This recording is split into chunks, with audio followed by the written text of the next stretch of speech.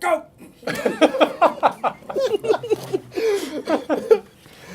Cheers! Welcome to the NooK on the Voluntary Virtues Network. I'm Steve, and with me here today is Matt. Cheers. Mike. Oi. And Kev G. And today I'm drinking Bitch Creek Extra Special Brown Ale. Extra special, as opposed to the special brown ale, which is, And it's good, too. delicious. I think the extra special means it's really hoppy. Okay. Or just extra special, I don't know. Or maybe it's just extra special. It is bottle conditioned. Bottle condition kind of does Which make is something... makes it even fancier. What does that mean? Despite the fact that it's a simpler... It's carbonated in the bottle. Yeah. Yeah. Instead of spraying CO2 in to carbonate it, Forced carbonation. which is called forced carbonation, they add sugar and leave some of the yeast in with the beer. I mean, some yeast is always going to be in the beer, but they add sugar to cause it to create the carbonation from the yeast rather than from forcing carbonation into it. If you were to buy a homebrew, there's probably like a 90% chance that if you're buying some homebrew, it's bottle conditioned. You mean being given homebrew from a generous...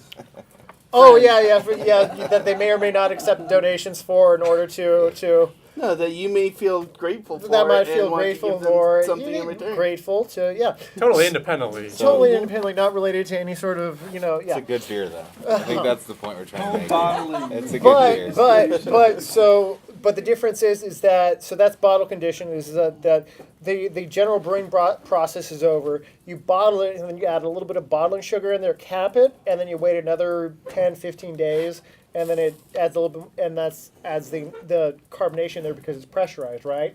So no oxygen is getting out of there. It's doing extra fermenting, but it's pressurized, so that adds the bubbles, if you will. Whereas, like every major bottling company, their assembly line is dun dun dun dun dun dun dun, dun CO2 dun dun dun dun, capping. Like real quick, they spray it CO2 and then cap it real quick. Gotcha. So that is a difference, and I think it makes for a better beer, bottle conditioned for sure. If I'm going to be snobby about it, bottle conditioned does taste a little bit better. I think you are official. Yeah, beer snob. officially it's a beer snob. You're just like. What are you drinking anyway, Mike? Yeah. Oh, blah blah blah blah blah blah. Just explain brewing a little bit, I suppose. Sierra Nevada Stout.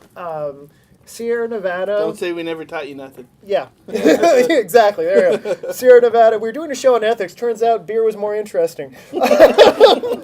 Sierra Nevada is The ethics of beer. The ethics of beer. How to make beer and what is it? No. The Tao of beer.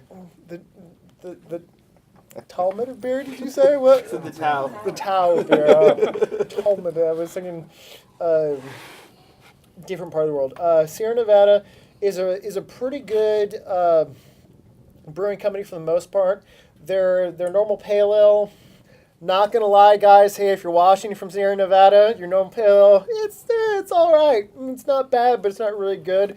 But you guys, when you get together and do some specialty stuff, you do a stout or you do an IPA or Ruthless Rye, start making that year round so I can drink it more. I'll buy it. It is year round.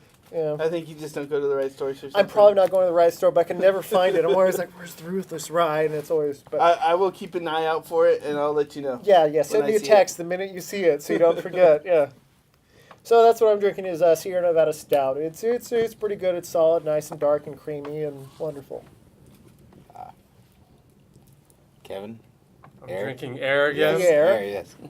Kevin. Get out. It's mildly on the humid side, so yes, you could be considered drinking it. Okay, fair enough. Unethical. Unethical. I think we gave away the topic already. Pretty sure. Is there a precise topic name? Well, I think we're probably going to do a couple of episodes on various different points of view of ethics. Today we're going to talk about specifically intuitional ethics. Is that what you would call it? It's called ethical intuitionism. Okay. Ethical intuitionism. Ah, yes. I like the way that flows so easily. Yeah. So flesh it out a bit. All right. So this was Michael Huemer is where I read this first, and he has a book called, unsurprisingly, Ethical Intuitionism. Nice. Subtitled. Basically, his argument is that let me gather my thoughts here. I'm no expert in this. Basically, that all existing ethical systems are unprovable. So anything from subjectivism to utilitarianism to any kind of deontological things, including the non-aggression principle. And yet, with that said, there is objective morality that we all observe intellectually through moral intuitions, just like we observe the world through, a sense. And so the reason I like it is that I think it kind of throws a lot of people off at first because it sounds just unscientific and loopy. But he goes through a lot of kind of thought experiments where my favorite one that he has is if you walk into a hospital, you're going to visit a friend, and there are 4 people in the hospital that all need an organ immediately, and the doctor comes up to you and says, "Can I kill you and take your organs?" And most people have an intuition that something, like you need more details to look into that. But what's the interesting part about it is that they've even interviewed utilitarian philosophers, and even they say that I have an intuition that something seems fishy here, but nevertheless I'm going to use my system to say it's wrong, or to say it's right or whatever. Now, the one thing kind of connecting it to voluntarism that I really like about it is that it doesn't require that you convince somebody of the non-aggression principle. Mm-hmm. Because I think there's a good case to be made, non-aggression principle, and we could talk about this, but that it's not universally true, that sometimes you may need to aggress in some extreme cases. And so you don't have to prove that. You just say, his argument in another book he has called The Problem of Political Authority is, if you were just living in community and everything's fine, imagine no government, and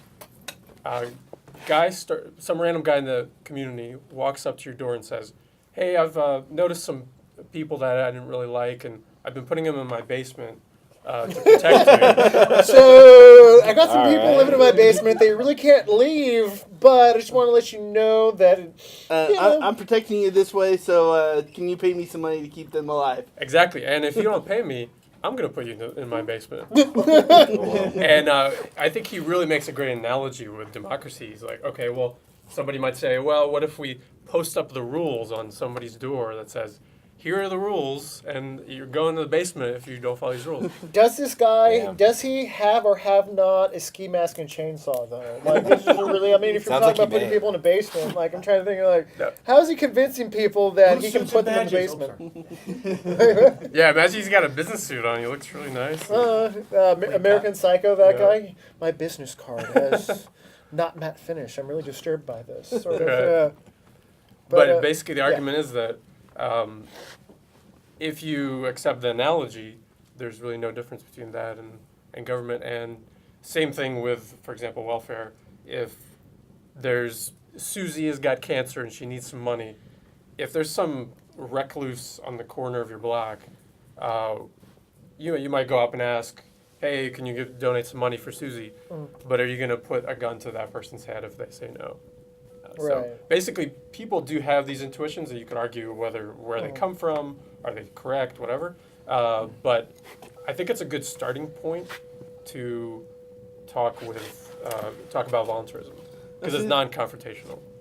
Now, see, that was something I was going to ask you about, because intuitionalism, however you want to call it. Not everybody has the same intuition. Right. And a lot of that can be based on the society that they were born into, how they were raised, things like that. And in some cases, their intuition may be harmful. Absolutely. Their intuition in a certain in a given situation could be harmful. How does that make for an objective form of morality? So if you put the witch in the water and she floats, she's not a witch? Is that how, or is it the other way around? If she sinks, she is a witch? No, she weighs more than the duck. She weighs more than Oh, Monty Python. All right. But no, it's a great question. So Yeah. his argument is that intuition is just a starting point, and if you can use reason and evidence to prove an intuition wrong. So his great example is somebody could say that people have an intuition that you need a government, and so there he uses the evidence of psychological research of obedience to authority. Who's that guy?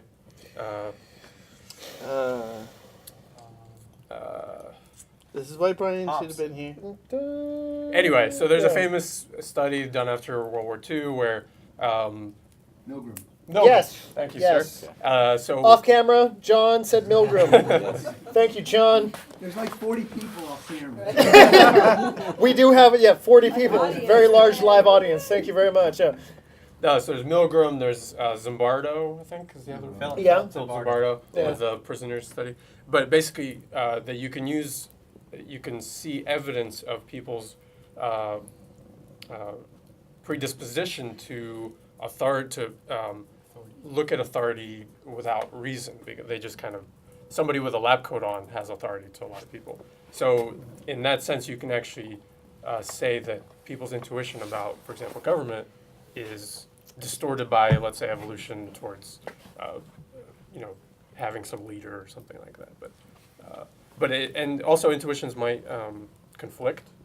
And basically Absolutely. his argument is that there may not be an easy answer, but it seems like we do all have some base intuitions about murder, rape, theft that seem to be common across most people. And that's a good point, is to, I guess, differentiate between morality and ethics. And we were talking about this earlier, and if anybody can put more input on this to kind of flesh this idea out, is that morality is kind of what you're talking about with like base things, like murder is wrong, rape is wrong, assault is wrong, robbery is wrong. These are all kind of things that make a basic society, that those things are not right, nobody should really do that, we all kind of agree upon it, it's kind of fucked up to do any of those.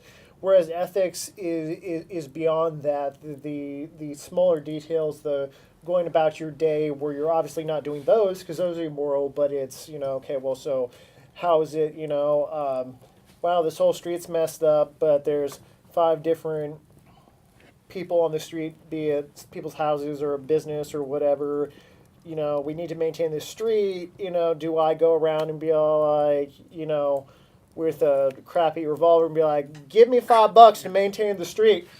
Is that ethical? Well, obviously it's not to us, but that is kind of a weird thing where, okay, so I'm saying it's not ethical, but that's also because I don't believe there should be government either. I don't think anybody should just go around and be like, oh, I can just take money from people because I say so and I have a gun. But so then you can get into other things about like, okay, well, so we're using force involved in that. What about Feeding the homeless. feeding the homeless? I mean, okay, so Telephone poles. There's an infinite number of examples is I think one of the issues, and one of the main dilemmas is what do I do when there's a new situation that I haven't learned information about, and that's what we're really concerned about is good. what do you do in Dig those it. situations? Well, that's Dig actually it. fascinating because there are actually times, I can't think of an example right now, but I know he goes through in the book examples where people have moral intuitions that are different from their beliefs. And so he actually uses as evidence that we do have some intuitions that aren't just controlled by, our our conditioning or anything like that. You got to try something new, or else if what's currently working or what we're currently doing doesn't work, you have to try something new, and that's where you get into all these dilemmas. Is when you do try something new and you're unsure of whether or not it's moral or not. Right. But I think his argument would be that you may have some base starting point of an intuition. Yeah. But I think he would argue that it's not like intuition's some magical thing that answers everything, but that it maybe there's a starting point.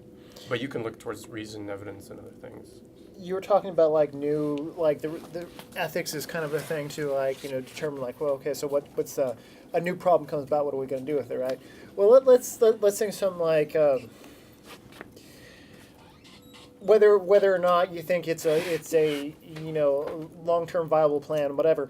Let's think about something about seasteading. So somebody like goes out to a place where is already considered to be international waters, legal, state, whatever. No, this is an okay place. You put down your pylons and your chains and whatever and ground it.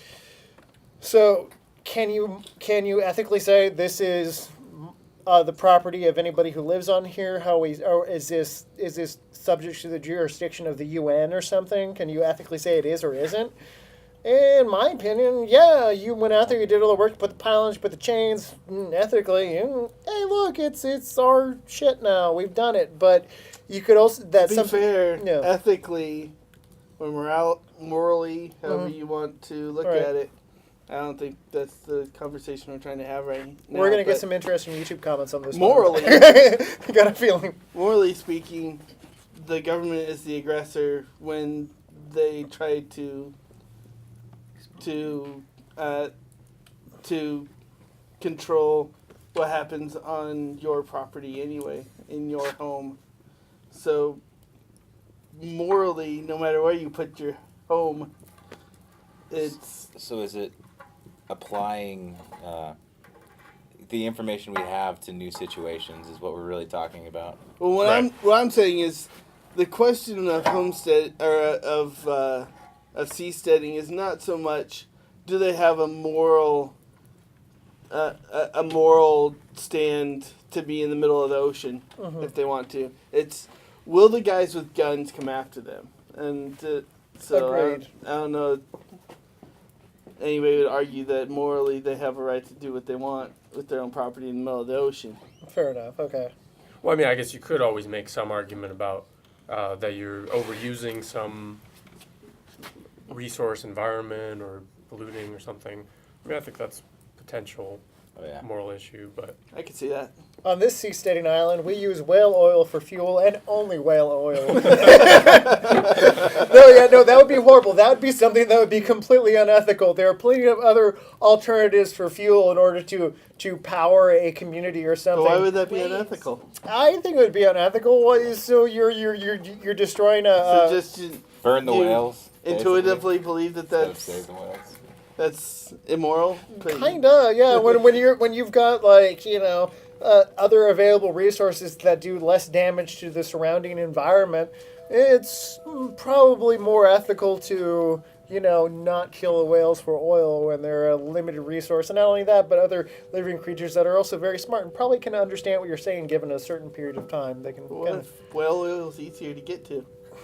Yeah, but is it cheaper? Really? What is if- it the what effort if- of it? I mean, What if like, what if now some we're getting- aliens now showed we're up get- and they're like, these humans would be Well, great see, for now our we're talking about furnace. ethics devoid of morality right there. See, when we're talking about, like, well, is it easier?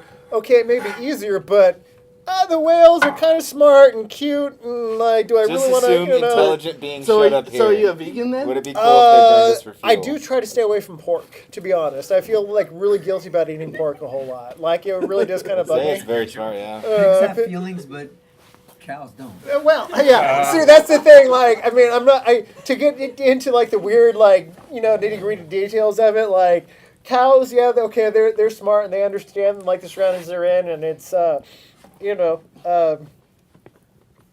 burger is really good. Could I do without it for the rest of my life? Yeah, I could. Do I want to? Not really. Where does the ethical line on that draw? You're a moral The bastard. bacon on top? Yeah. The bacon on top is the line? I don't know. Well, it's an interesting question because bacon and beef are like friends forever, right? Because they're both, so. I am not sure, but Wow. Alpha ethics in bacon. All right. I actually emailed because I was Sorry. no, that's fine. I was Serious The show, ethics right? of bacon. Issue 1, ethics. All right, here we go. Okay, first good. beer, then Straighten your then ties, bacon. everybody. Ethical burger. All right. Because I've struggled with meat eating, and I I sent an email to Humor to see what his take on it was, Mhm. and I mean, his argument is you can't just.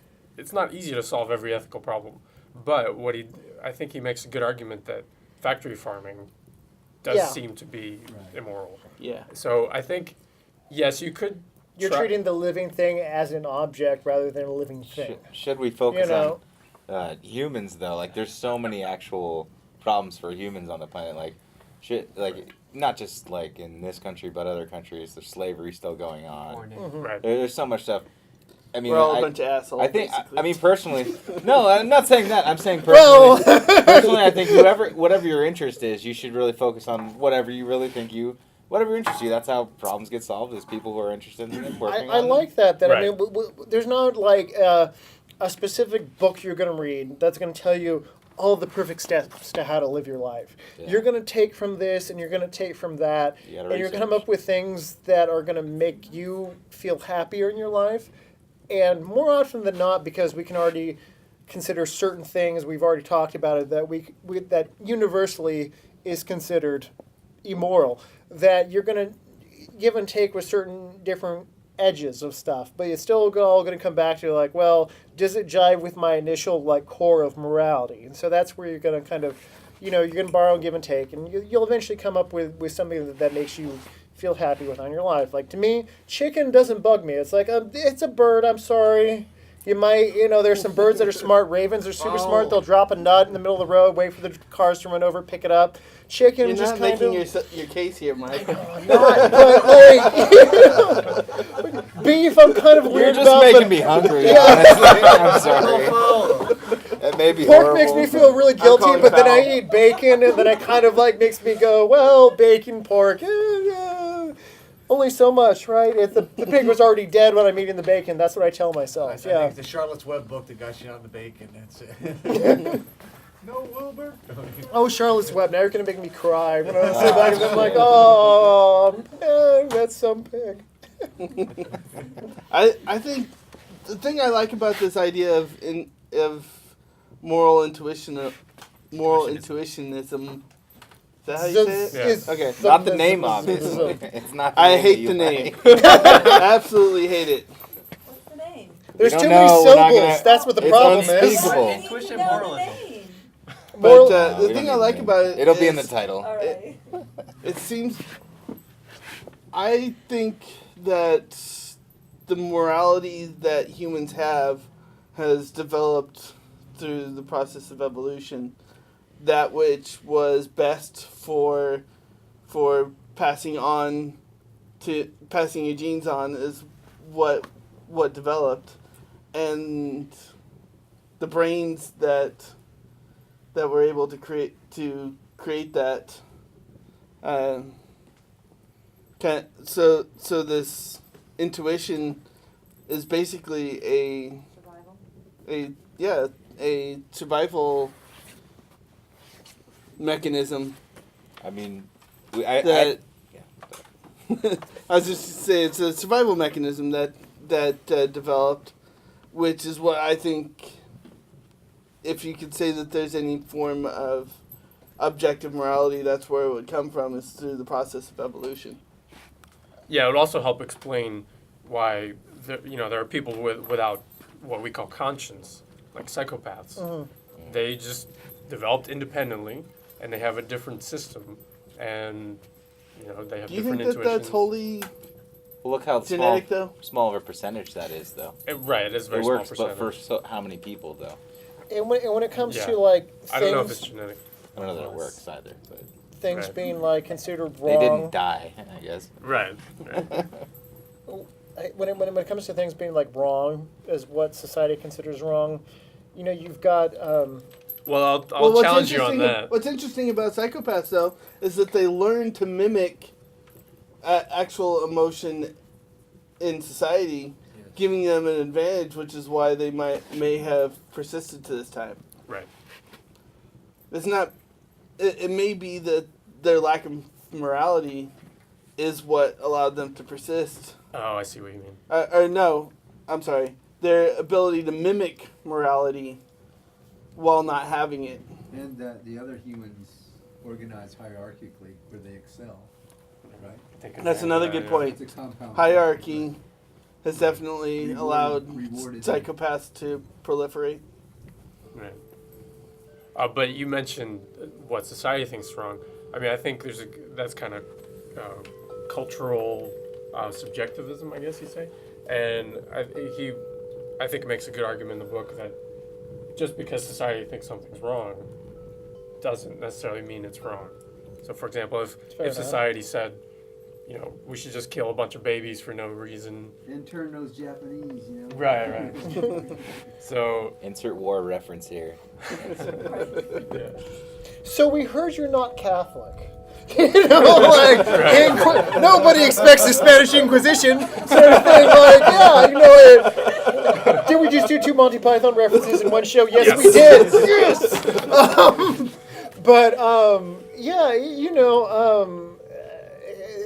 Moral, ethical stuff. I mean, it's I've mentioned this a couple times when talking to people about like religion, and I know this is kind of like, okay, well, how does this relate?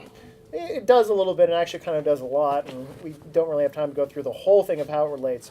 But it says in the Bible, "Don't eat pork." Did God really come down and said, don't eat the pigs? Did he really come down and do that? Or was it more, I mean, maybe he did if you believe that, I don't know. But, or Actually, does it it... says cloven hoofed animals. Cloven hoofed animals. But so, or as what a lot of scientists have kind of So you can't eat horses, but you cannot eat pigs. okay.